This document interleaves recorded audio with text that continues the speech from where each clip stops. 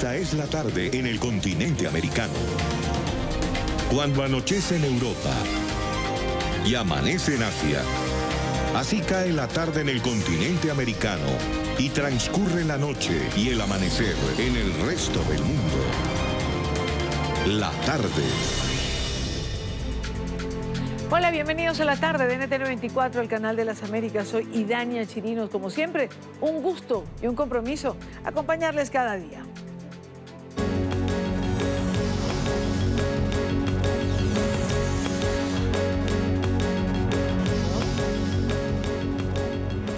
Derrota anunciada cuando son las 4:05 de la tarde, hora costa este de los Estados Unidos. La primera ministra británica, Theresa May, no logró el apoyo suficiente en el Parlamento para el proyecto de salida de Reino Unido de la Unión Europea, que Londres negoció con Bruselas. Con 432 votos en contra y 202 votos a favor, la iniciativa de la Premier fue rechazada. Ahora May tendrá hasta el día lunes para dar a conocer un plan alternativo a su pacto del Brexit. El gobierno respeta la voluntad de la Cámara, así que vamos a presentar una enmienda para el lunes. Lo segundo que quiero decir es al pueblo que votó para salir de la Unión Europea en el referéndum hace 2 años y medio. Yo me convertí en primera ministra después de ese referéndum y creo que es mi deber respetar y cumplir con ese acuerdo, y así lo haré. Cada día que pase sin que se resuelva este tema significa mayor incertidumbre. El gobierno ha escuchado lo que la Cámara dijo esta noche, pero yo les pido a los miembros de la Cámara, de todos los partidos, que escuchen al pueblo británico que quiere que se resuelva esta situación y que trabajen con el gobierno para hacer simplemente eso. En Londres quiero saludar a Sergio Castro, consultor político, magíster en ciencias políticas. Señor Castro, bienvenido. Muy buena noche para usted. Gracias por acompañarnos. Hola, buenas noches. ¿Qué tal? Una noche convulsionada en Reino Unido. ¿Qué significa esta derrota para Theresa May? ¿Qué viene a continuación? ¿Podrá presentar un plan alternativo? ¿Convencer de nuevo al Parlamento? Bueno, por un lado es una derrota que era anunciada. Había muy pocas probabilidades de que este acuerdo pasara, dado que en el propio Partido Conservador la fractura era total. Y a partir de aquí, bueno, Jeremy Corbyn ha anunciado la presentación de una moción de censura que mañana comenzará a debatirse. En teoría, Theresa May va a poder presentar un plan alternativo antes del próximo lunes, día 21, pero tiene muy pocos visos de cualquier otro plan alternativo poder ser aprobado en el Parlamento, dado que el principal escollo es la salvaguarda de Irlanda del Norte, y la Unión Europea ha sido tajante a la hora de decir que el acuerdo no se toca ni una coma, y especialmente tajante en el asunto de la salvaguarda, que incluso Theresa May reconoció que iba a estar sí o sí en cualquier acuerdo. Ahora, señor Castro, ¿tendría Theresa May que renunciar? Es lo que mucha gente pone sobre la mesa. Sin embargo, pareciera que ella ha sido enfática y antes de la votación ha dicho no importa cuántos votos estén en esa votación, por cuánto más se gane la propuesta en contra, no voy a renunciar. Bueno, claro, así lo anunció antes de la votación, fue muy tajante, dijo que ya no iba a dimitir, pero yo creo que ni en el peor de los escenarios el Partido Conservador, o en este caso el gobierno de Theresa May, contaba con una derrota tan abrumadora. Estamos hablando de 230 de diferencia, 432 a 202, que supone la mayor derrota del gobierno británico en el Parlamento en toda la historia moderna. Entonces, la diferencia es tan abismal que yo personalmente creo que sí debería de estar obligada a dimitir, pero ella ha sido muy tajante a la hora de decir que quiere llevar a cabo la misión encomendada, que es sacar al Reino Unido de la Unión.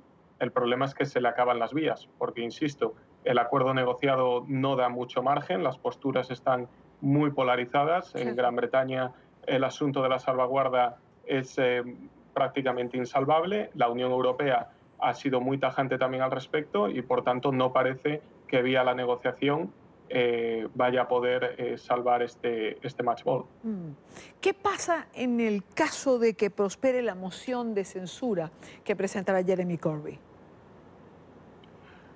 Bueno, en primer lugar, tiene pocos visos de prosperar. Es muy difícil en el Reino Unido que una moción de censura prospere. La última fue en 1895, pero en caso de que así lo hiciera, se abriría un periodo de 2 semanas en las cuales el gobierno podría presentar una contrapropuesta para intentar ganarse otra vez la confianza de la Cámara.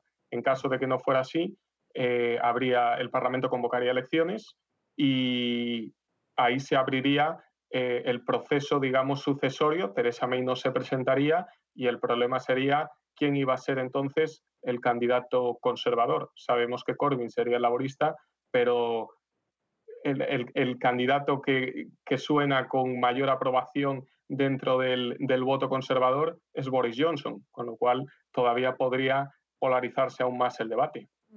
Ahora, ¿usted no cree que a la moción de censura puede abrirle camino la negativa de Theresa May de renunciar en caso de que insista en no hacerlo?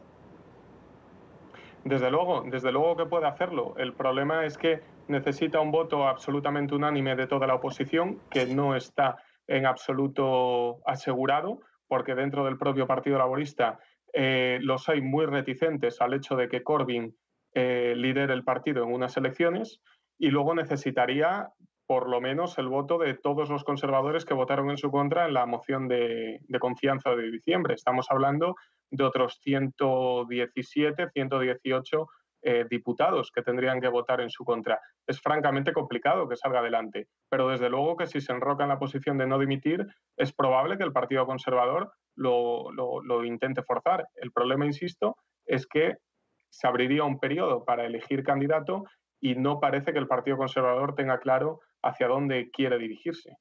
¿Es democrático o no, señor Castro, o es conveniente o no que se solicite una nueva consulta para el Brexit?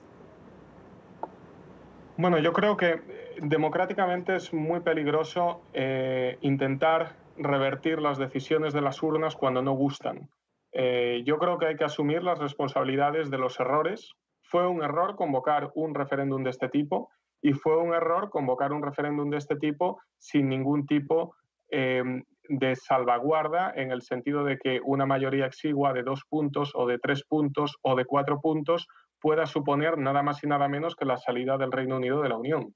Más allá, esa decisión se tomó, se hizo, el pueblo votó, decidió que su país, en este caso el Reino Unido, tenía que abandonar la Unión, y en ese sentido yo creo que es una obligación de la democracia el cumplir con ese mandato del pueblo británico. Otra cosa es que se vote sobre un acuerdo de salida o sobre salir sin acuerdo. Eso sería otra votación, pero desde luego me parece que la salida del Reino Unido de la Unión Europea no debería de estar en discusión si respetamos realmente la democracia, en todos los sentidos, no solamente cuando las decisiones nos gustan. Quiero agradecer a Sergio Castro, consultor político, magíster en Ciencias Políticas. Gracias por habernos acompañado comenzando el programa. Muchas gracias. Hasta luego. Buenas noches para usted. Es la noticia que se ha producido hace algunos minutos. Es la negación del Brexit como lo ha presentado la primera ministra Theresa May en el Reino Unido. Son las 4:13 minutos, hora costa este, 6:13 minutos, hora Buenos Aires. Yo voy a donde hay oportunidades de empleo.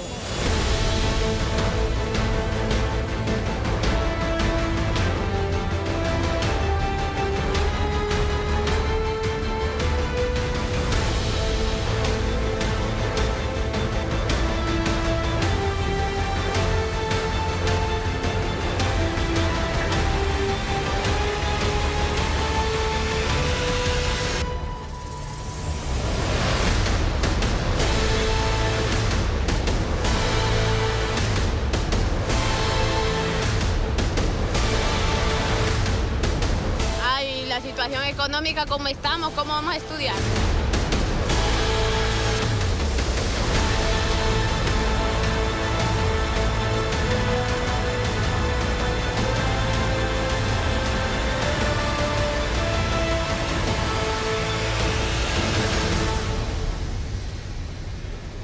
Una nueva caravana migrante ha iniciado su recorrido por Centroamérica. Cientos de hondureños han partido la noche de este lunes desde la ciudad de San Pedro Sula, determinados a huir de la violencia en su país y encontrar un mejor futuro en los Estados Unidos.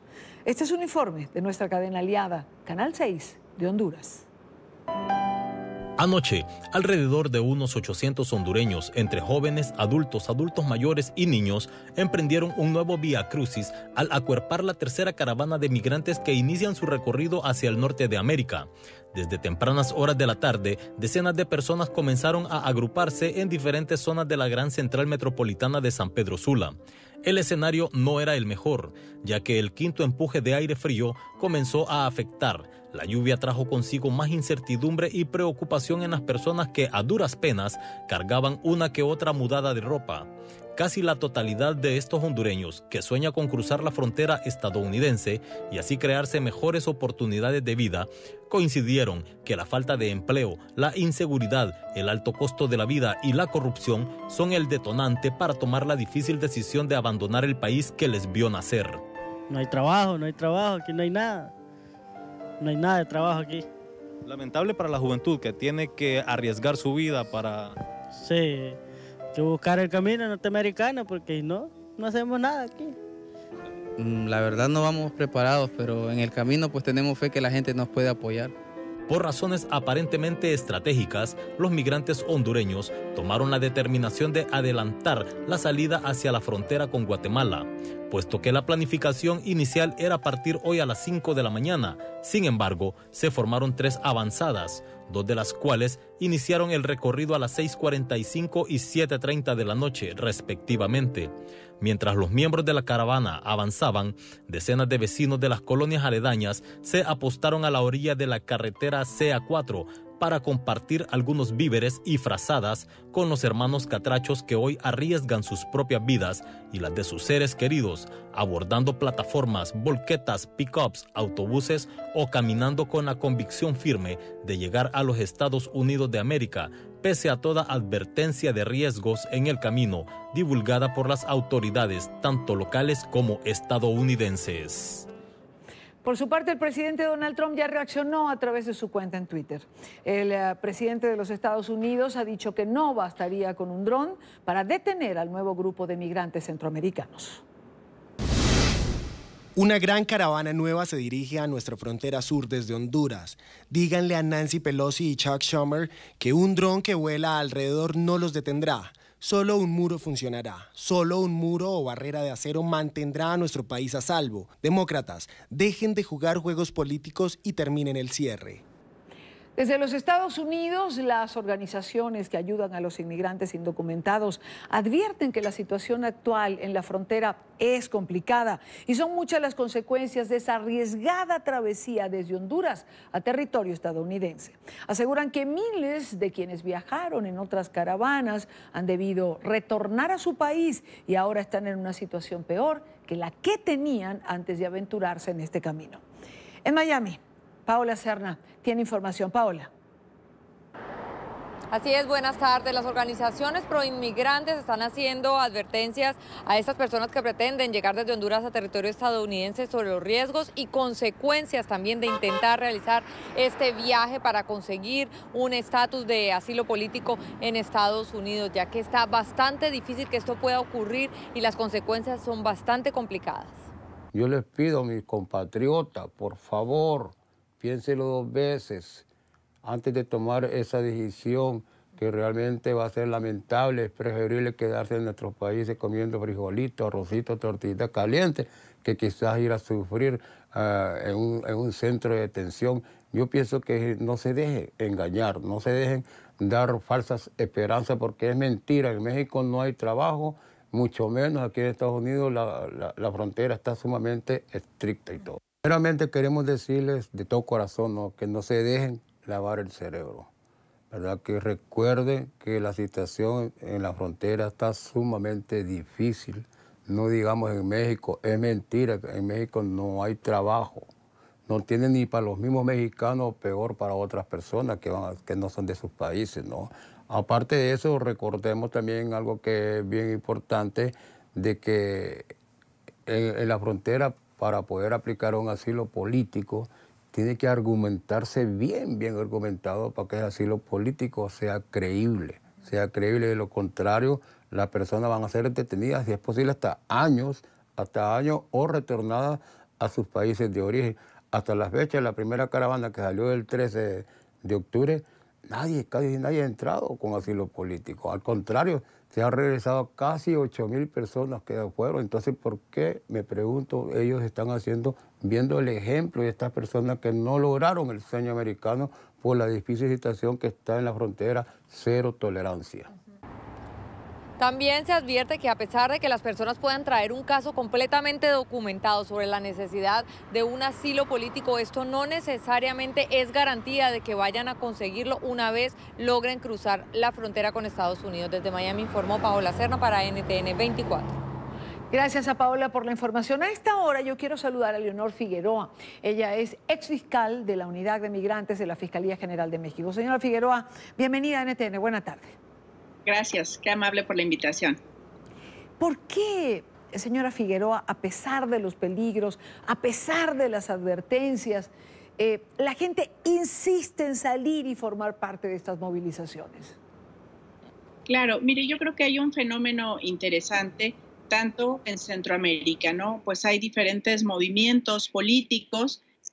La gente está inconforme con el gobierno, hay falta de oportunidades, hay violencia en algunos países de Centroamérica, bueno, incluidos Nicaragua también, Venezuela, hay muchísima violencia y bueno, falta de oportunidades, por eso la gente pues huye o trata de salir adelante, ¿no? ¿No hay engaño, señora Figueroa, en relación a las condiciones que se prometen para esta gente que migra y que forma parte de las caravanas? Yo creo que esto es importante de destacar. Hay un engaño para las personas porque se les dice pues que en Estados Unidos van a poder de manera muy fácil, de que van a obtener un recurso importante, que van a tener la protección del Estado o de los estados. Y esto pues no es así, desgraciadamente, ¿no? ¿Pudieran haber eventos políticos, organizaciones o dirigentes que se benefician de estas movilizaciones? Algo muy importante que no se debe perder de vista es la construcción del muro que ofreció el presidente Trump desde la campaña y bueno, pues es un tema que él no ha obtenido los recursos y en el que ha insistido muchísimo en la obtención de los mismos, ¿no? Y como dice el dicho aquí en nuestro país, a río revuelto, ganancia de pescadores. Entre estas ganancias, pues están muchas organizaciones de derechos humanos, entre comillas, pseudos de derechos humanos, en donde aparentemente protegen o buscan la unificación de las personas, pero muchas de estas organizaciones podemos llamarlas en ocasiones mercenarias, como las llama la periodista Guadalupe Correa. En muchas ocasiones estas fundaciones, estas organizaciones lo que hacen pues es ilusionar a las personas, es manipularlas. ¿Para qué? Para a veces obtener un beneficio. Ahora, señora Figueroa, ¿alguna otra motivación para formar parte de estas caravanas? Muchos tienen familia en Estados Unidos y piensan que al existir estas caravanas y venir juntos, pues van a poder pasar de manera más segura o más rápida. Y ciertamente lo que hacen estas caravanas es visibilizar a estos grupos de personas y a lo mejor obtener esta protección. En México tenemos 2 caravanas frecuentemente, 2 veces al año. Una es el Via Crucis Migrante y otra es la Caravana de Madres Centroamericanas. Pero estos movimientos que se dieron y la caravana que ahora va a venir, pues tiene que ver con este flujo mediático y político. Quiero agradecer a Leonor Figueroa, exfiscal de la Unidad de Migrantes de la Fiscalía General de México. Gracias por estos minutos con nosotros. Un placer, señora Chirinos. Hasta luego.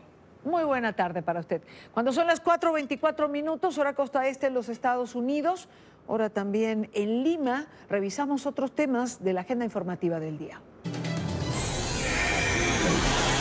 Es noticia el cierre del campamento humanitario para los migrantes venezolanos en Bogotá, que funcionó durante 3 meses. En el lugar se le dio abrigo y alimento a por lo menos 500 personas que llegaron a la capital colombiana en busca de mejores opciones de vida. Los últimos migrantes que ocuparon el albergue salieron del lugar en horas de la mañana de hoy. Algunos ya tienen nuevo alojamiento, otros quedaron simplemente a la deriva. Por 3 días más tendrán ayuda del gobierno local de la ciudad de Bogotá.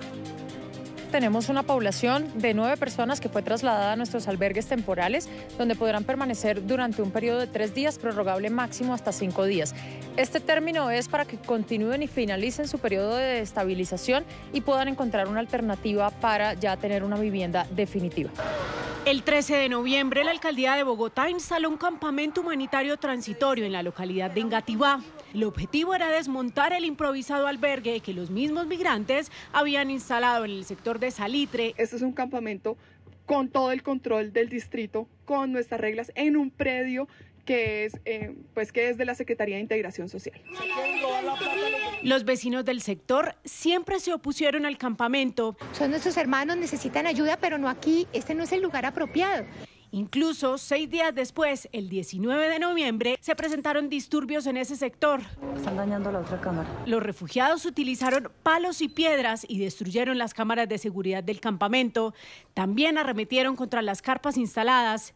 En ese momento, Migración Colombia expulsó del país a 15 venezolanos que protagonizaron esos desmanes. Se están dando palo, no dejan pasar los carros. Muy seguramente, si esa es la conducta que se encuadra en cada uno de esos casos, esa será o una expulsión o una deportación. Entre inundaciones por fuertes lluvias, protestas de vecinos e inconformidades de los migrantes, el campamento funcionó en Engativá 63 días. Es noticia el operativo contrarreloj que adelantan las autoridades españolas para intentar rescatar a un niño de 2 años que cayó a un pozo en la localidad malagueña de Totalán el domingo pasado. Se trata de un conducto de 25 centímetros de ancho y 110 metros de profundidad. Los padres del menor ya perdieron a un hijo de 3 años en el 2017. Marcelo Moncayo, en Madrid, tiene el reporte. Hola, ¿qué tal? Saludos para ustedes. En la tarde, los rescatistas continúan trabajando sin parar 48 horas después de que el pequeño Yulen cayera en un pozo de más de 100 metros. Hasta ahora se desconoce su ubicación en ese pozo. 48 horas después de iniciadas las tareas de rescate del pequeño Yulen, hasta ahora no dan resultados. La profundidad en la que se trabaja dificulta las labores y solo se han extraído 60 centímetros de tierra y roca. Además, la cámara robotizada ha vuelto a dar con otro tapón de material a 80 metros bajo el suelo.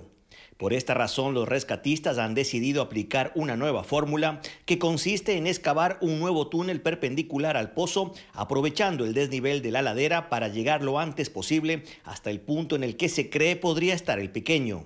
El único rastro hasta ahora es una bolsa de golosinas que se encontró con la cámara de vídeo a unos 80 metros de profundidad. El pasado domingo, Yulen, un pequeño de 2 años, cayó en un pozo de 110 metros de profundidad en la localidad de Totalán, en Málaga. El agujero es muy angosto, por lo que nadie puede ingresar por ahí. Eso ha obligado a buscar vías alternativas para intentar localizar al niño.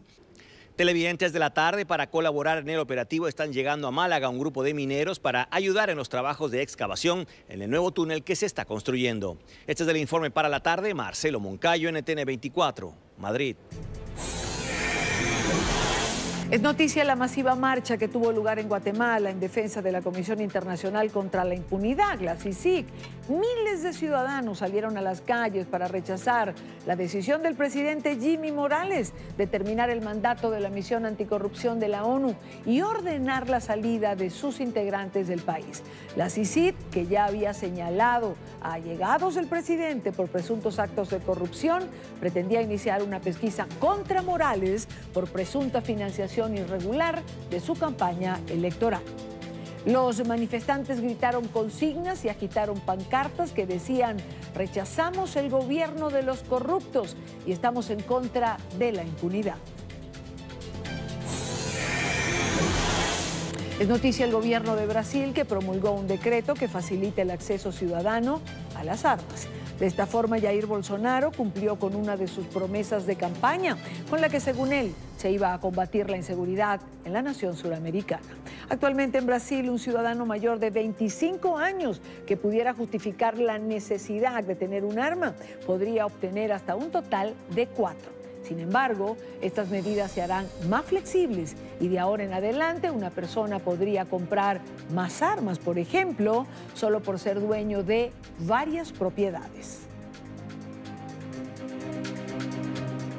Hacemos la primera pausa en la tarde de hoy. Recuerde seguir nuestras cuentas en Twitter, se las dejo en pantalla, @NTN24, @NTN24BE, nuestra cuenta focalizada en Venezuela, @Idaña Chirinos, mi cuenta donde les leo. Al regreso, la entrevista al senador por Florida, Marco Rubio, que hoy habló con NTN24. Ya venimos. Continuamos con La Tarde. El senador republicano por el estado de la Florida, Marco Rubio, rechazó la breve detención el domingo del presidente del Parlamento opositor en Venezuela, Juan Guaidó. En entrevista exclusiva con NTN24, Rubio asegura que trabaja con el presidente de los Estados Unidos, Donald Trump, para continuar presionando al régimen de Nicolás Maduro por medio de acciones diplomáticas. Emiliana Molina, nuestra periodista en Washington, tiene las declaraciones del congresista. Emiliana, buena tarde para ti. Así es, Idaña, ¿qué tal? Muy buenas tardes. Bueno, en esta entrevista en exclusiva para NTN24, el senador republicano por Florida, Marco Rubio, no solo aseguró que está trabajando con el presidente estadounidense Donald Trump para tomar medidas diplomáticas en contra de Venezuela, sino para continuar también posibles sanciones si este gobierno de Nicolás Maduro no hace algo para aliviar las tensiones y la crisis humanitaria que se vive en ese país. No solo eso, sino que Marco Rubio también reiteró que está presionando al presidente estadounidense específicamente para que reconozca a Juan Guaidó, el presidente de la Asamblea Nacional, como el único ejecutivo legítimo de ese país. Un acto simbólico por parte del presidente estadounidense que no solo sería simbólico, sino que también lograría restringir al gobierno de Nicolás Maduro, de cierta manera, y a su círculo de funcionarios más cercanos a los activos financieros venezolanos que tienen actualmente escondidos en el extranjero. Senador, el día de hoy la Asamblea Nacional en Venezuela aprobará una ley de amnistía para los militares venezolanos. ¿Cuál es su opinión al respecto y cómo ve la situación? Bueno, es un tema interno, yo no opino sobre los temas internos. Sí creo que si ellos han decidido que eso debe ser lo que deben hacer, lo voy a respetar, ¿no? Porque ellos son electos y son el gobierno legítimo del país, es la Asamblea Nacional. ¿Cuál es la posibilidad que usted ve de que el presidente estadounidense Donald Trump vea a Guaidó como el único interlocutor en Venezuela? Bueno, en eso estamos trabajando y es lógico.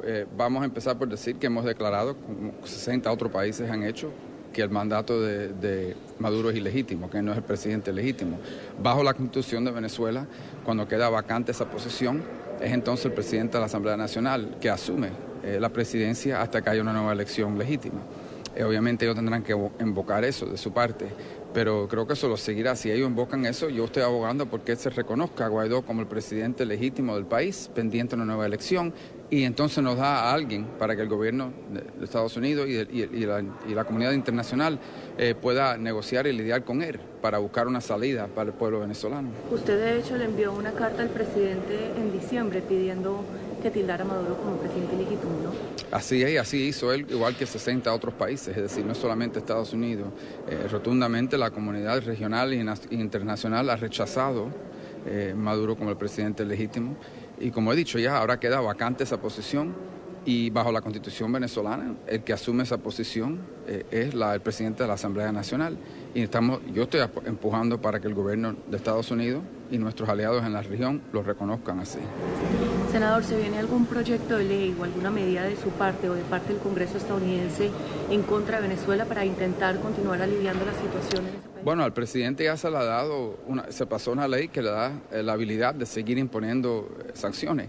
Y cada vez que aparezca un nuevo nombre, una nueva movida de parte del régimen de Maduro, pues veremos acción de parte de ellos. Yo creo que quedan otras sanciones por venir sobre individuos que vayan saliendo con sus actividades. Hemos visto en las últimas sanciones contra el tráfico en oro, que se están robando el oro del país, y veremos más de ese tipo. Ahora cambiando un poco de tema, ¿cómo ve usted la situación del presidente Duque de llamar a crear un organismo Prosur como contrapeso de UNASUR? ¿Usted cree que eso sería bueno para la región? Sí, yo creo que debe haber un contrapeso y sin duda estamos viendo ahora en el país una región donde han sido electos presidentes y líderes de países que están llevando sus países en un camino muy distinto al camino que va a Bolivia, que va a Cuba, que va a Venezuela y que va a Nicaragua. Y tiene que existir un foro para que esos países puedan unir y puedan trabajar como comunidad, no solamente para un contrapeso sobre los esfuerzos de Venezuela y de otros, sino también como una manera de promulgar políticas positivas en la región. Senador, y una última pregunta, ya cambiando otra vez de tema. ¿Qué se necesita para acabar con este cierre parcial de la administración? Negociación, así funciona nuestra república y todas las repúblicas. Y obviamente dictaduras son más eficientes, pero nadie quiere una dictadura porque traiga una serie de problemas. Aquí tenemos una república. Desafortunadamente estamos en un momento en que el Partido Demócrata no quiere negociar con el presidente. El tema de nuestras fronteras es un problema muy serio, un problema humanitario. Tenemos un incremento masivo en el número de familias con niños que están llegando a la frontera. Nuestro personal de frontera no pueden asumir una enorme responsabilidad y encima de eso está creando un problema humanitario para esa familia y esos niños dentro de México y como parte de ese tránsito. Y una de las maneras de poder parar eso es mandar un mensaje muy claro de que si uno llega a la frontera no va a poder entrar. Eso es una de las maneras que se puede parar esta crisis humanitaria y es una necesidad, pero eso hay que negociarlo. Y desafortunadamente la postura en este momento de los líderes del Partido Demócrata, especialmente en la Cámara, es que no quieren negociar en absoluto, quieren que el presidente se rinda 100% y eso no va a pasar. Así que esto se terminará el momento en que empiecen negociaciones serias y hasta entonces estaremos estancados en esta situación, la cual no es positiva y yo no estoy a favor de eso, pero así estamos. Senador, ¿y qué le responde a los demócratas que están diciendo que ellos también quieren seguridad para la frontera, pero simplemente no quieren el muro? ¿Usted está de acuerdo con que no se haga el muro, pero de pronto sí más dinero para agentes de la patrulla fronteriza? No, pero eso es un argumento falso. El 5 mil millones de dólares que se está proponiendo no es para un muro, simplemente parte de eso lo es. Un porcentaje de eso es para muros nuevos, un porcentaje es para reparar a muros que ya existen, pero la enorme mayoría de esos fondos son para otras cosas, más personal, cámaras, sensores, toda una serie de cosas para ayudar. Esos 5 billones no son, eso se ha dicho así mucho, pero no es correcto. Esos 5 mil millones de dólares son fondos para los 10 prioridades del plan de frontera, la cual la mayoría no tiene nada que ver con un muro. Es la declaración del senador Marco Rubio a nuestra periodista en Washington, Emiliana Molina, quien está con nosotros ahora. Emiliana, entiendo también que Luis Almagro, el secretario general de la Organización de Estados Americanos, hoy habló en un evento en relación a Venezuela.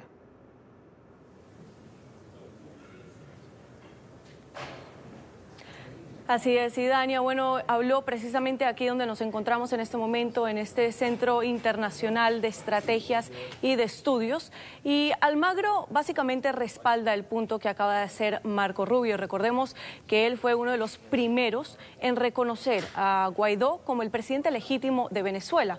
Incluso en esta charla Almagro reiteró que no se siente solo y que se siente respaldado pues con las declaraciones, por ejemplo, del Grupo de Lima, también de la Organización de Estados Americanos, que recientemente aprobó una resolución para rechazar el segundo mandato de Nicolás Maduro, y también por más de 50 países que han tildado este segundo mandato de Maduro como ilegítimo. Y es que Almagro también enfatizó un punto bastante importante en la charla del día de hoy, es que recalcó que si usted respeta la ley internacional, usted no debe reconocer a Nicolás Maduro como presidente de Venezuela. Yo estoy en desacuerdo un poco sobre la importancia o no de la acreditación de los embajadores. Creo que esto es un punto relevante y algo que debe avanzar. Y sobre las elecciones, sí tienen que realizarse tan pronto como sea posible.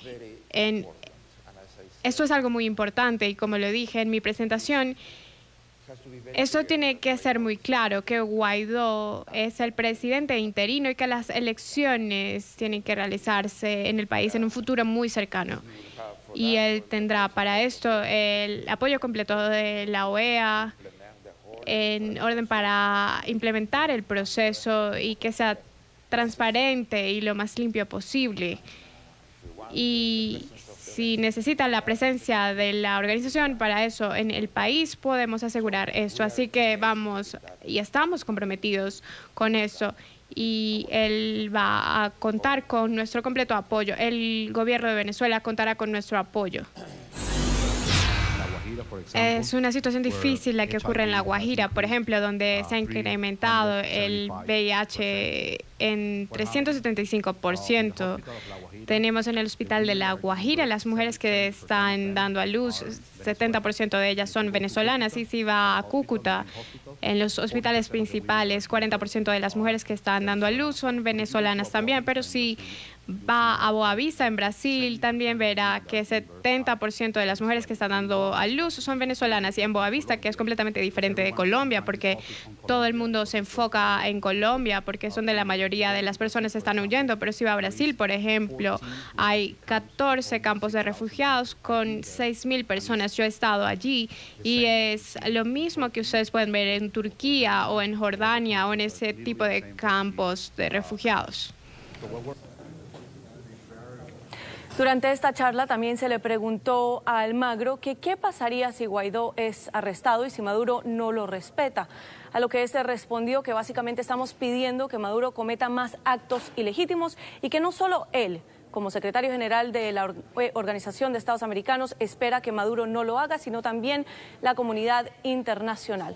Por otro lado, David Smolansky, el coordinador de este grupo de trabajo en Venezuela, se está preparando para dar un informe preliminar de trabajo en lo que ha visto recientemente en Venezuela y asegura que si la dictadura de Maduro continúa, en los próximos 18 meses podríamos ver a más de 7 millones de venezolanos huyendo de ese país caribeño. Esta es toda la información que tenemos desde Washington en este momento en directo. Emiliana Molina y Dania, regreso contigo al Centro Internacional de Noticias. Gracias, Emiliana. Buena tarde para ti. Gracias por la información, por la entrevista de Rubio y por reseñar lo que Almagro y Smolansky decían en la tarde de hoy. Son las 4:47 minutos, hora costa este en los Estados Unidos.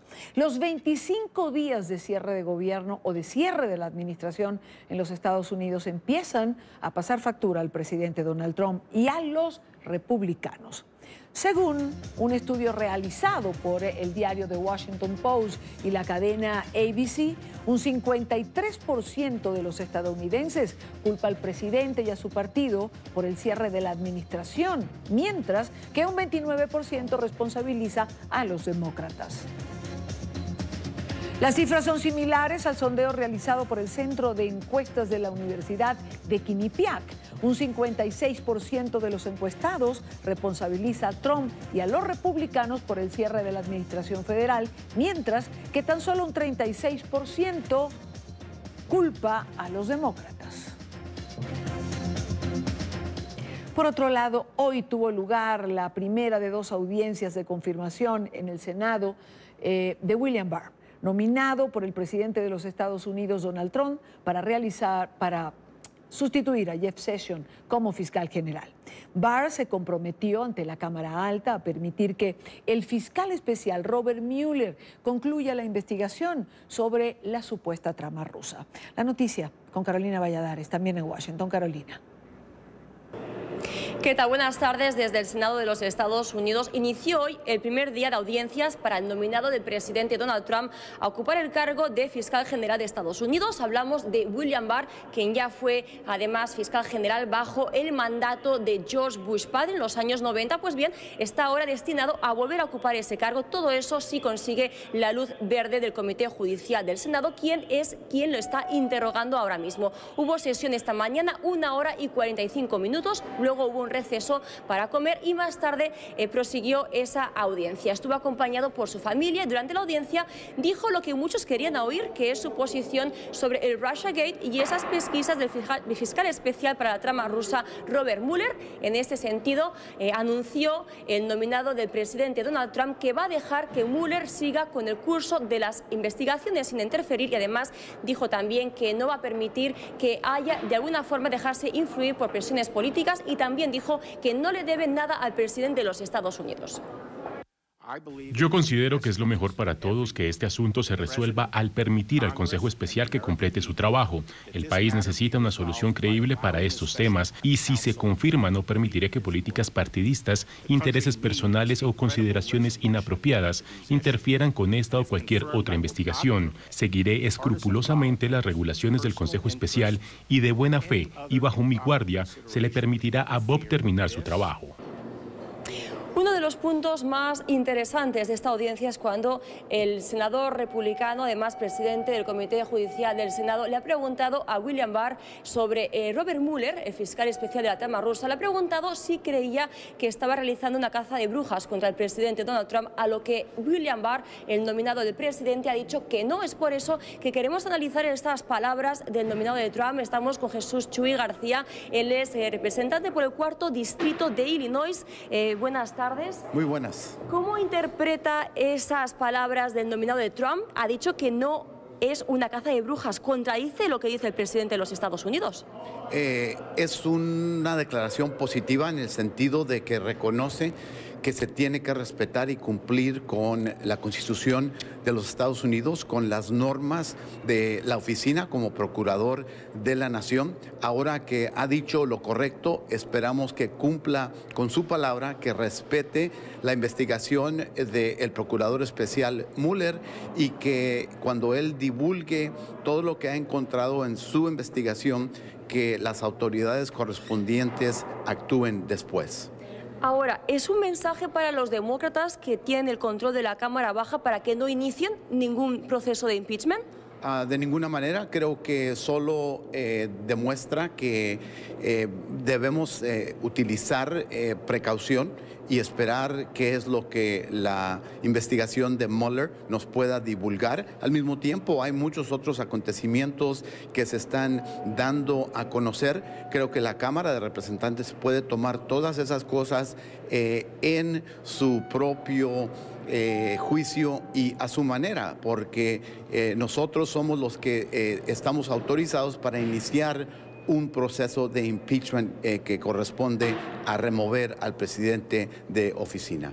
Y es William Barr quien está destinado a sustituir a Jeff Sessions, quien, recordemos, se inhibió de esa investigación por sus vínculos con el Kremlin. ¿Creen ustedes que los demócratas creen que hay alguna razón para que William Barr deba inhibirse también de esa pesquisa? Creo que él hasta ahora debe de esperar, de permitir y cooperar con todos los aspectos de la investigación después de que la investigación se comparta con el público, con todas las entidades a quien corresponde quizás actuar. Es la postura correcta de un procurador general. Pues muchas gracias por estar con nosotros en NTN 24. Hay que recordarles que será en unos días cuando sepamos que ha decidido este Comité Judicial del Senado. Son 21 senadores, 11 republicanos, 10 demócratas. Una vez tome la decisión, se apoya en esta nominación, será por lo tanto la Cámara Alta quien tenga la última palabra en una votación. Este es por ahora el reporte desde Washington. Carolina Valladares, ustedes sigan con más con la tarde. Gracias, Carolina, gracias por la información. Y por razones no especificadas y de manera imprevista, la Secretaría General de la ONU canceló el encuentro previsto para el día de hoy entre el ministro de Relaciones Exteriores de Venezuela y el jefe de Naciones Unidas. En adición al encuentro bilateral, el canciller venezolano Jorge Arreaza había evaluado la posibilidad de asistir a un encuentro del G77 que reúne a países en vías de desarrollo. Sesión a la que el ministro tampoco atendió. Alejandro Rincón tiene el reporte en Nueva York. Alejandro, buena tarde para ti. Hola, es un gusto saludarlos desde la sede general de la Organización de Naciones Unidas, lugar al cual ya no acudirá, no al menos en el transcurso de este martes, el ministro de Relaciones Exteriores de Venezuela, Jorge Arreaza. A última hora del lunes, la Secretaría General del Organismo Internacional informó que en la agenda del secretario general Antonio Guterres estaba un encuentro bilateral con el canciller venezolano. Sin embargo, en el transcurso de este martes, la agenda fue modificada y ese evento fue cancelado. cancelado, un hecho ratificado por el portavoz del secretario general. Este posible encuentro, sin embargo, no debe descartarse al 100%, puede ser reprogramado en las próximas horas. Además, no debe desconocerse el contexto en el cual sucede. El pasado sábado, Nicolás Maduro tuvo un encuentro personal con portavoces o representantes de la ONU en Caracas. En ese encuentro, Nicolás Maduro pidió respaldo de Naciones Unidas para establecer focos de diálogo con sectores de la oposición. En este sentido, el Canal de las Américas consultó directamente al portavoz del secretario general sobre un posible respaldo de la ONU a diálogos con la oposición y esta fue la respuesta que obtuvimos. La Organización de Naciones Unidas mantiene su contacto con todos los actores en el mundo y continuaremos la cooperación con el gobierno y otros actores nacionales en Venezuela. Para el secretario general, nuestra posición se mantiene igual, nuestras convicciones en el camino para la recuperación dependen de los venezolanos y el secretario general siempre ha apoyado el diálogo inclusivo. Fuentes del mundo diplomático habían anticipado adicionalmente a NTN 24 que la razón detrás de la cual el canciller Arreaza estaría presente en la sede general de la ONU este martes era con el objetivo de participar del traspaso de mando de la presidencia del grupo conocido como G77, que está a partir de este martes en manos de Palestina. Venezuela en distintas oportunidades ha reafirmado su apoyo al pueblo palestino y en ese contexto el canciller Arreaza tenía prevista una aparición. No estuvo allí tampoco en esa ceremonia, sin embargo, en representación de Venezuela se entregaron las siguientes declaraciones. Vean. Aprovechamos esta ocasión para reafirmar una vez más la importancia de fortalecer los mecanismos institucionales existentes para la cooperación sur-sur, pues consideramos dicha cooperación una herramienta complementaria y no un reemplazo de la cooperación norte-sur.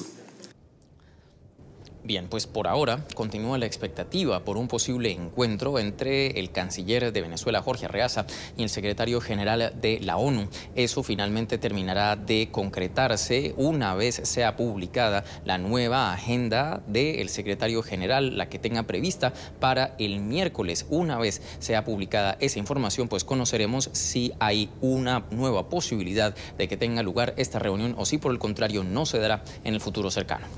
Es todo lo que tenemos para ustedes por ahora. Continúen con más en la tarde. Gracias Alejandro Rincón por la información. De nuevo vamos a la pausa y al regreso la Asamblea Nacional de Venezuela declaró a Nicolás Maduro usurpador del cargo de presidente de la República. Además, el Parlamento aprobó un decreto para otorgar amnistía a civiles y militares que colaboraron con la permanencia de Nicolás Maduro en el poder. Este será el tema que vamos a desarrollar en la próxima parte del programa y nos va a acompañar la diputada Delsa Solórzano. Por ahora vamos a hacer una pausa, no sin antes recordarles lo importante que se conecten a nuestro canal de YouTube, donde todos ustedes pueden ver nuestra señal en vivo y todo nuestro contenido. www.youtube.com/NTN24.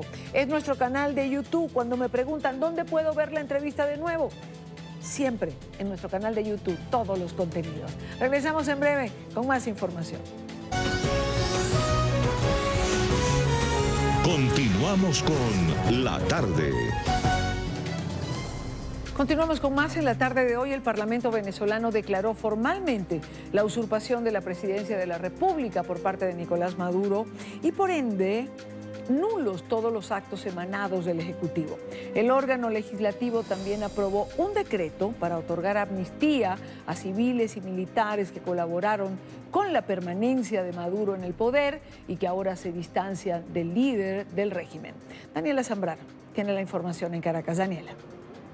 Hola, Dani, buenas tardes. Dos puntos importantes se discutieron hoy en el Parlamento. La declaratoria ya formalmente de la usurpación del cargo por parte de Nicolás Maduro a la presidencia, pero también esta ley de amnistía para militares y civiles que colaboren con el respeto a la Constitución. ¿Qué quieren decir con esto? Personas que hoy forman parte del gobierno de Nicolás Maduro, que ya no están de acuerdo con ello y que pueden ayudar a que se materialice este gobierno de transición al que ha llamado la Asamblea Nacional luego de declarar usurpador a Nicolás Maduro.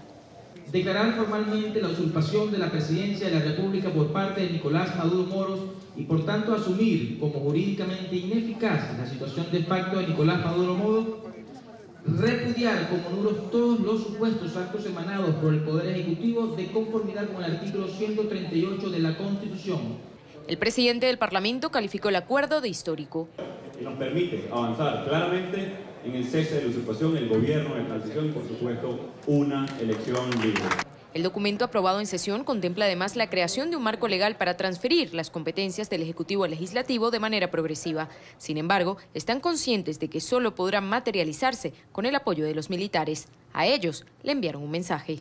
Que den un paso adelante y que no sean la barrera entre un pueblo oprimido que desea y ansía la libertad y unos trogloditas opresores que han saqueado la nación.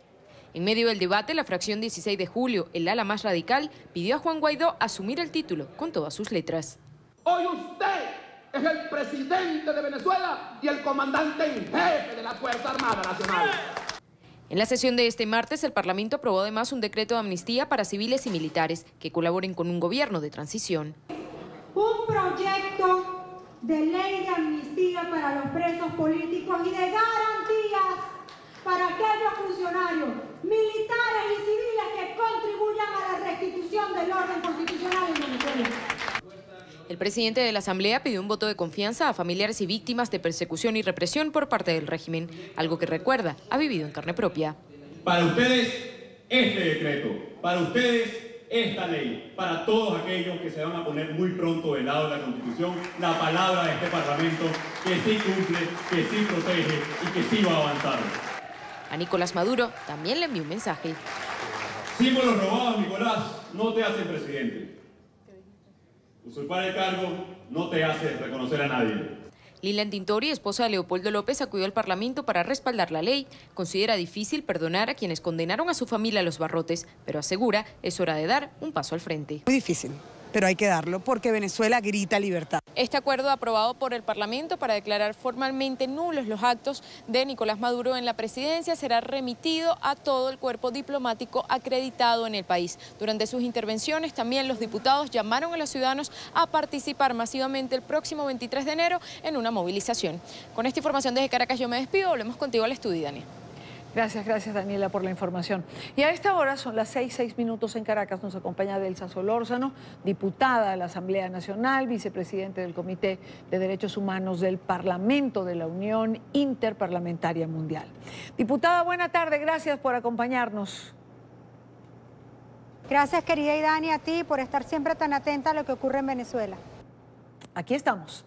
Diputada, ¿en qué consiste esa ley de amnistía que hoy se ha propuesto en la Asamblea Nacional? Va más allá de eso, Idania. Esta ley es una ley de amnistía que bien claramente deja establecido que todos nuestros presos políticos deben estar en libertad. Todos nuestros presos políticos, tanto los civiles como los militares. Pero esta ley también establece garantías para aquellos funcionarios civiles y militares que contribuyan al restablecimiento del orden constitucional conforme a lo que establecen los artículos 333 y 350 de la Constitución, de tal manera que es amnistía actual para nuestros presos políticos, para nuestros exiliados, para aquellos que son perseguidos y garantías constitucionales para aquellos que contribuyan al restablecimiento del orden constitucional en Venezuela. ¿Cómo quedan, Delsa, las víctimas de esos militares y civiles que sufrieron represión, quienes violaron derechos humanos? Hubo muchos muertos el año pasado. No, en lo más mínimo. Estamos hablando de cosas completamente distintas. Nadie que haya cometido estos viles actos merece un tratamiento como esto. Repito, estamos hablando de aquellos funcionarios que vayan a contribuir con el restablecimiento del orden constitucional y de quienes hoy son presos políticos. De hecho, tan es así que hoy, por ejemplo, en la Corte Penal Internacional ha sido recibido un abogado asesor nuestro, un abogado francés extraordinario, que viene de ser embajador de derechos humanos del gobierno francés, como lo es el doctor François Imbert, que ha llevado ante la Corte Penal Internacional casos importantísimos, entre los que se encuentran el caso de Oscar Pérez, el caso de Fernando Albán, y el caso de Juan Requesens, entre varios otros, porque en efecto se requiere justicia, pero también se requiere que quienes en el futuro contribuyan al restablecimiento del orden constitucional deben saber que esa contribución que hagan a este orden constitucional dentro del marco del artículo 333 y del artículo 350 merece todas las garantías que sean necesarias. Es decir, básicamente le están tendiendo una mano a quienes están en el gobierno, pero pueden estar arrepentidos y sobre todo pueden contribuir a que Maduro salga del poder, a retornar a la democracia. Es exactamente así, pero también estamos diciéndole a los funcionarios públicos que no cumplan con lo que establece el artículo 333, el artículo 350 y que se nieguen a implementar la amnistía que nosotros hemos declarado hoy para nuestros presos políticos, los que ya están en prisión, los 402 presos políticos de la dictadura sangrienta de Nicolás Maduro, que serán objeto de las sanciones penales que establece nuestra legislación. ¿Qué lectura le da Delsa Solórzano a la fugaz detención de Juan Guaidó, a la actuación de los funcionarios del SEBIN que participaron allí? Sí, el secuestro del que fue víctima nuestro presidente Juan Gerardo Guaidó se consumó. Es decir, no es que porque fue breve no fue delictivo, se consumó. Y fue una clara orden del Estado, del régimen que dirige Nicolás Maduro, que es capaz de cualquier cosa, pero esto ha evidenciado, uno, que no hay cadena de mando en Venezuela, y no la hay porque Maduro no es presidente, y al no haber jefe de la Fuerza Armada Nacional, pues no hay cadena de mando. Y luego evidencia también las graves contradicciones que hay en el seno de la dictadura. Hubo claramente una orden y una contraorden. Alguien dijo, metan preso a Guaidó, y otro dijo, no nos conviene. Pues en efecto, insistimos que el secuestro de Juan Guaidó se consumó y que evidencia también el miedo que le tiene la dictadura a Juan Guaidó y a todos los que estamos a la cabeza de este proceso, como somos los diputados de la Asamblea Nacional. Para aclarar a quienes aún tienen dudas, Delsa, es importante, ¿Juan Guaidó es o no presidente interino de Venezuela? Ayer veíamos a Nicolás Maduro anunciando medidas económicas, está en Miraflores, evidentemente. Bueno, Maduro está usurpando el poder. La usurpación de funciones en Venezuela es un delito. En el caso de Maduro es uno más de tantos que ha cometido. Y mientras él esté usurpando el poder, está en calidad de delito flagrante, se está cometiendo el delito en calidad de flagrancia y debe ser detenido de inmediato por las fuerzas de seguridad del Estado. Esa es la realidad. Maduro está usurpando el poder y por eso hoy hemos aprobado un acuerdo histórico que declara nulo de nulidad absoluta todo acto que realice el señor Nicolás Maduro y no puede ni siquiera designar funcionarios, porque insistimos, él está usurpando el poder. Maduro no es presidente de Venezuela. Quiero agradecer a Delsa Solórzano, diputada de la Asamblea Nacional. Gracias, Delsa, por acompañarnos en la tarde de hoy. Gracias, querida Idania, un abrazo. Igual para ti. Son las 5:12 minutos, hora costa este, 6:12 minutos en Venezuela. La dirigente del partido político venezolano 20 Venezuela, María Corina Machado, habló a la dirigencia política el día de hoy. Indicó lo que considera una hoja de ruta para actuar luego del apoyo de gran parte de la comunidad internacional en el intento por restituir la democracia en Venezuela. La comunidad internacional finalmente está muy clara, puso una fecha límite, el Grupo de Lima lo ha dejado claramente previsto desde el 4 de enero, no es presidente. está ocupando de facto el Palacio de Miraflores y por lo tanto todos los venezolanos, todos los sectores del país, así como la comunidad internacional, tenemos que tratarlo en consecuencia. Está muy claro que el camino a seguir es el cumplimiento de la Constitución. Punto.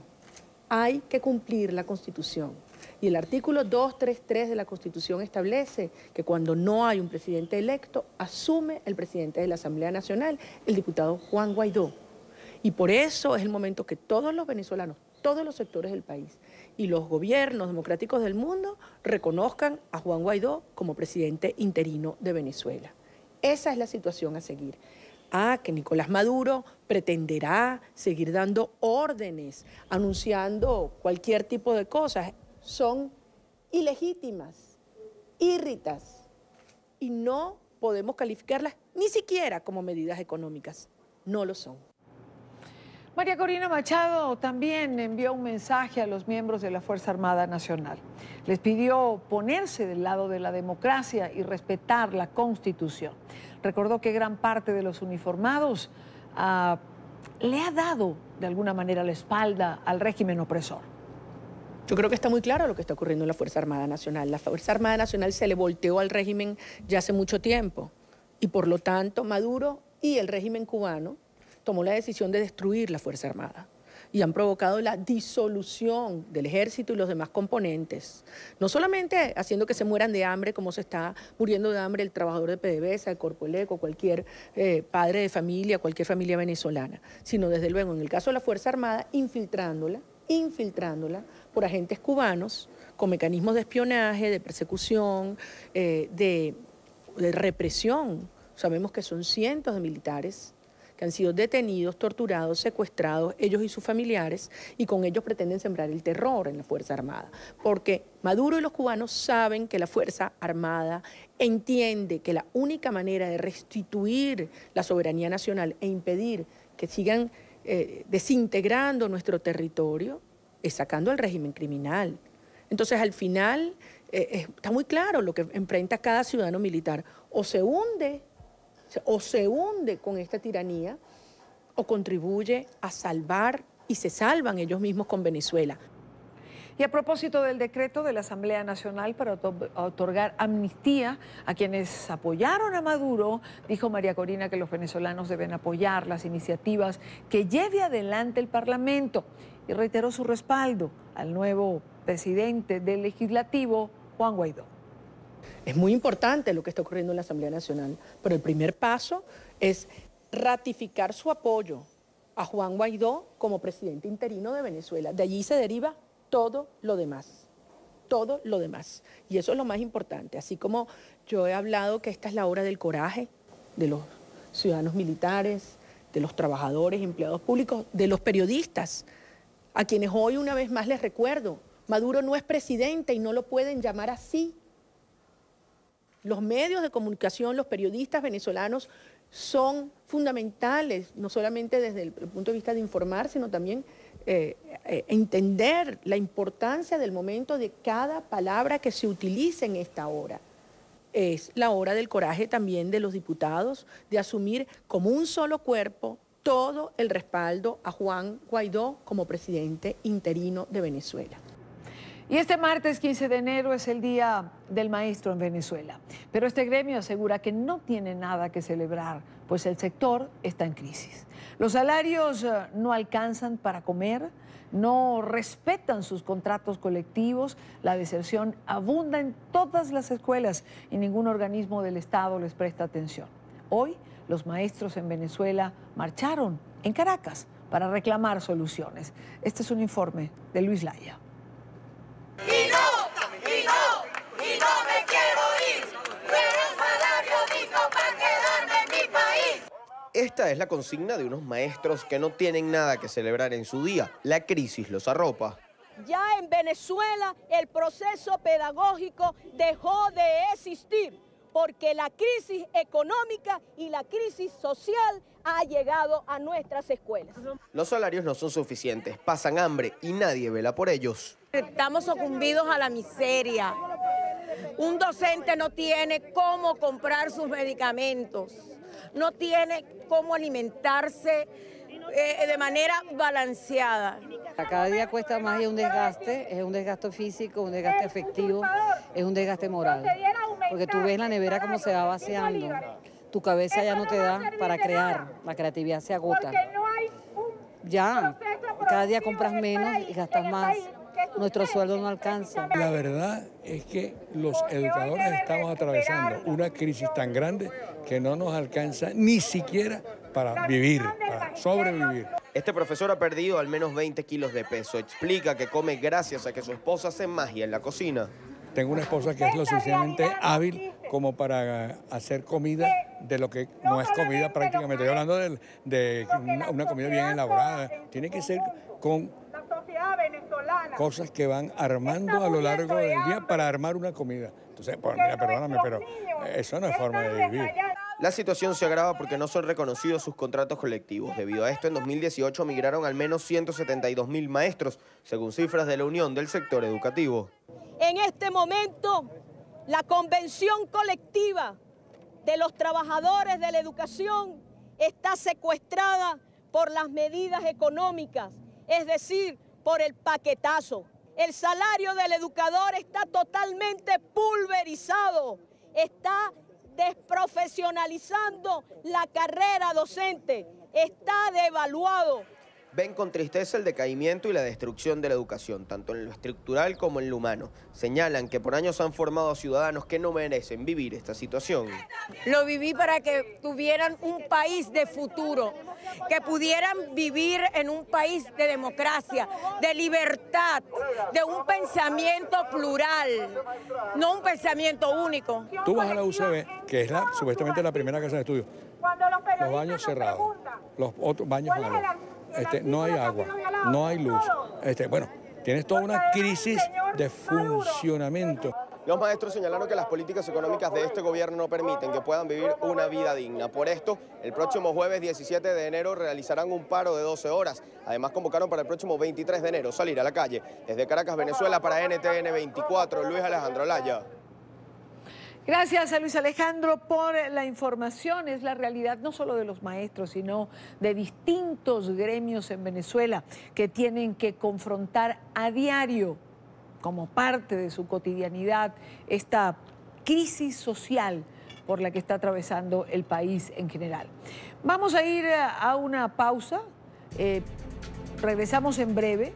Una vez más les recuerdo que se suscriban a nuestro canal en YouTube, NTN 24, allí lo tienen en pantalla, la señal en vivo del canal y todos nuestros contenidos, nuestras entrevistas, reportajes, pero sobre todo la señal en vivo es importante allí en Venezuela, donde además no estamos en las cableras por decisión del régimen de Nicolás Maduro.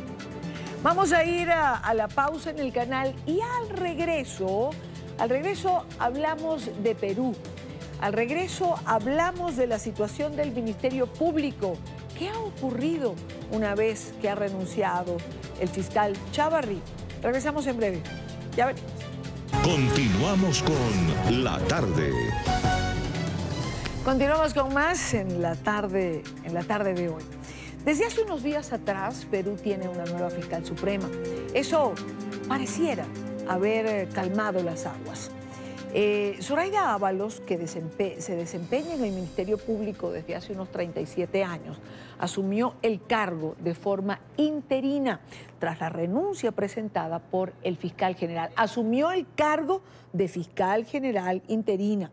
El renunciante, Pedro Chávarri, recordemos, cuestionado por presuntos vínculos con la trama de corrupción dentro de las altas cortes. Este órgano de instancia superior en el país tiene 5 integrantes y luego de cumplir un plazo de 60 días debe elegir a un nuevo líder del ente investigador. Quiero saludar a esta hora a José Domingo Pérez. Él es fiscal provincial del caso Odebrecht en Perú y en su momento fue destituido por el fiscal Pedro Chávarri. Señor fiscal, muy buena tarde. Bienvenido, gracias por acompañarnos. Las gracias a usted. Vamos a hacer un poco de contexto y a retomar las cosas. ¿Cree usted que la destitución suya y del fiscal Rafael Vela, en su momento por el fiscal Chávarri, llevó al fiscal general a presentar su renuncia producto de la presión social que en torno a este evento se produjo en las calles del Perú? Bueno, considero de que han habido varias decisiones desafortunadas de Pedro Chávarri cuando ha ocupado el cargo de fiscal general. Una de las más graves y que más perjuicio ha causado al desarrollo regular de la investigación fue cuando nos removió del cargo de fiscales en el equipo especial que se dedicaba a la investigación de los casos Odebrecht, o conocido como casos Lava Jato. La presión social fue inmediata. La ciudadanía salió a las calles a protestar en redes sociales. La indignación creció de una manera bastante rápida. Los medios de comunicación también se mostraban desconcertados por la decisión que había adoptado Pedro Chávarri. Incluso el Poder Ejecutivo presentó un proyecto de ley para que se debate en el Parlamento peruano para la declaratoria de emergencia de la Fiscalía. Y todas estas circunstancias creo de que finalmente motivan que Pedro Chávarri renuncie al cargo de fiscal general. Pero yo quiero insistir, si usted me lo permite, ¿pudiéramos considerar esa renuncia un éxito del común? ¿De los miles de ciudadanos que salieron a levantar su voz de protesta en Perú? Usted lo ha dicho bien. Yo creo de que quien se debe llevar, digamos, las palmas es la sociedad peruana. La sociedad peruana, el pueblo, se mostró bastante indignado con lo que estaba ocurriendo con las autoridades que estaban encargadas de la investigación del caso Lava Jato. Creo que fue una respuesta inmediata a una decisión injusta e ilegal, y que finalmente, por el bien de la Fiscalía, creo de que Pedro Chávarri tomó la decisión de apartarse.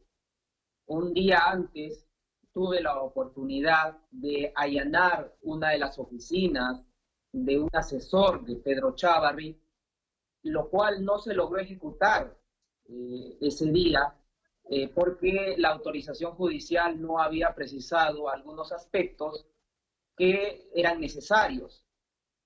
Se presentó, acá se conoce como se lacró, es decir, se establecieron mecanismos de seguridad. Sin embargo, al día siguiente, estos precintos habían sido violados, manipulados, y cuando se procede a hacer la revisión de las cámaras de seguridad, se determina de que personal de la escolta de Pedro Chávarri y una asesora de su confianza habían violado estos precintos y habían ingresado a sacar documentación y bienes que entendemos eran valiosos para la investigación. Finalmente eso desencadenó también que al día siguiente presentara la renuncia Pedro Chávarri y los asesores que han rodeado a él. Fiscal Pérez, el ex fiscal general Chávarri presentó su renuncia ante la Junta de Fiscales Supremos, que es el máximo organismo del Poder Judicial. Esta junta está conformada a su vez por 5 miembros. Uno de ellos precisamente es Chávarri, quien va a seguir formando parte de esta junta. Entiendo que no puede ser destituido. ¿No sigue siendo esto un factor perturbador dentro de las investigaciones, no solo de Odebrecht, sino de otras investigaciones que puedan presentarse? Exacto, lo que usted está indicando, solamente hacer la precisión de que es la Junta de la Fiscalía, que está compuesta por 5 fiscales supremos, que entre ellos elijan al fiscal general. Sí. En este caso, Pedro Chávarri ha renunciado al cargo de ser fiscal general, es decir, de ser el conductor de la Fiscalía, pero sin embargo permanece con el cargo de fiscal supremo. Se entiende de que la decisión respecto a su destitución pasa actualmente por el Parlamento o Congreso peruano. en donde se está discutiendo respecto a las denuncias que se han interpuesto en contra de Pedro Chávarri y que, de prosperar ellas, será el Parlamento o Congreso peruano quien lo destituya definitivamente del cargo de fiscal supremo y su separación de la Fiscalía. Se ha nombrado una fiscal interina, Zoraida Ábalos, que forma parte igual de la Junta de Fiscales Supremos. En 60 días, entiendo, habrá que convocar a elecciones. Puede ser ratificada en su cargo o no, pero le pregunto, ¿por qué confiar en la designación de un nuevo fiscal por parte de la Junta de Fiscales Supremos si fueron ellos mismos los que cogieron a Chávarri aún cuando estaba cuestionado ya en ese momento? Porque en el caso de la doctora Zoraida Ábalos, actual fiscal general del Perú, ingresa al puesto sin ningún cuestionamiento, que por el contrario Pedro Chávarri, al asumir el cargo de fiscal general, tenía estos cuestionamientos de orden ético. En el caso de Pedro Chávarri, desde antes que asumiera el cargo, ya había ciertas interrogantes sobre su desempeño. Sin embargo, la Junta de Fiscales Supremos toma esta decisión atendiendo de que entre ellos había un acuerdo respecto a que se iba a respetar la antigüedad. Pedro Chávarri, para ese momento, era el fiscal supremo más antiguo y que por lo tanto correspondía que asumiera el puesto de fiscal general. Sin embargo, estas situaciones que en un primer momento pudieron ser de orden ético, se han convertido ya en situaciones de orden penal, porque hay una clara interferencia en el desarrollo de las investigaciones. Tuve que denunciarlo por el delito de encubrimiento real y personal a Pedro Chávarri y otros aspectos más que se han ido sumando a una conducta lamentable en el desempeño que él ha tenido. Situación contraria a lo que sucede con la doctora Zoraida Ábalos. No tiene ningún cuestionamiento. Y esperamos, por el contrario de lo que sucedió con Pedro Chávarri, que ella pueda finalmente dar una tranquilidad y estabilidad al problema que ha ocurrido en la Fiscalía. Es decir, antes de que haya una intervención por declaratoria de emergencia de parte del Ejecutivo, esperamos los fiscales que la doctora Zoraida Ábalos pueda estabilizar el orden en nuestra institución. Es decir, la renuncia del fiscal general Chávarri no solucionó la crisis del Ministerio Público, pero por lo menos la encamina, le da calma a las aguas, como decía yo al comienzo. Tiene usted razón, no lo soluciona porque en la Junta, así como hay el cuestionamiento contra Pedro Chávarri como fiscal supremo actualmente, también hay similares cuestionamientos respecto a dos fiscales supremos, que como Pedro Chávarri, sus casos de estos dos fiscales supremos también se encuentran en el Parlamento Congreso peruano. Pero, por lo menos, esperamos con la doctora Zoraida Ábalos se pueda un poco sanear la situación, se pueda estabilizar el desarrollo de las actividades que tiene que realizar la Fiscalía. Y en el caso de los fiscales que estamos trabajando en el equipo especial, tener una cierta tranquilidad y respeto de independencia de nuestra función para poder llevar a cabo las investigaciones.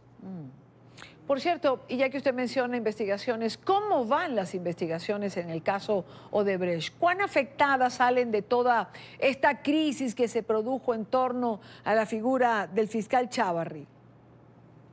Si no hubiera habido esta destitución de nuestro cargo frustrada que realizó Pedro Chávarri como fiscal general, hubiéramos firmado el acuerdo de colaboración eficaz o lenidad con la empresa Odebrecht en la ciudad de Sao Paulo, en el consulado peruano, en donde la empresa se comprometía a brindar mayores pruebas, evidencias, información, documentación, posibilitar que sus funcionarios presten los testimonios correspondientes para que la Fiscalía pueda llamar a funcionarios, empleados, a que declaren en la investigación, en los procesos.